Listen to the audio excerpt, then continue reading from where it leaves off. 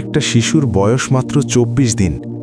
পৃথিবীর আলোটা ঠিকমতো দেখার আগেই তার জীবনে নেমে এলো অন্ধকারের ভয়াবহ ছায়া।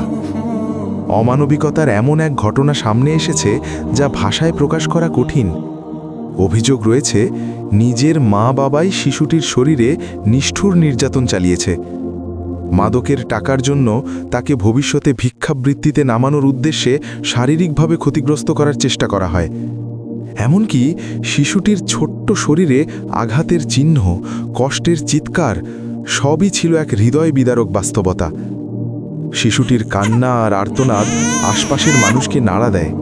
মানবিক মানুষগুলো দেরি না করে দ্রুত ব্যবস্থা নেয় এবং খবর পৌঁছে যায় আইন শৃঙ্খলা রক্ষাকারী বাহিনীর কাছে।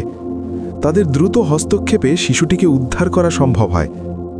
ভাবতে পারেন, যে হাত দিয়ে সে একদিন মায়ের আঙুল ধরবে, সেই হাতই আজ নিরাপত্তাহীন।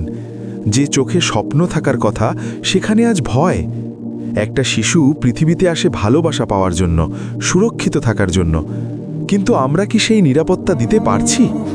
এই ঘটনা শুধু একটি পরিবারের নয়, এটা আমাদের সমাজেরও ব্যর্থতা। আজ এই শিশুটি বেঁচে গেছে মানুষের সচেতনতার কারণে, কিন্তু প্রশ্ন রয়ে যায়, আর কত শিশু এমন অন্ধকারের শিকার হচ্ছে যাদের খবর আমরা জানিই না? হায় রে মানবতা, হায় রে ছোট্ট সেই প্রাণটা।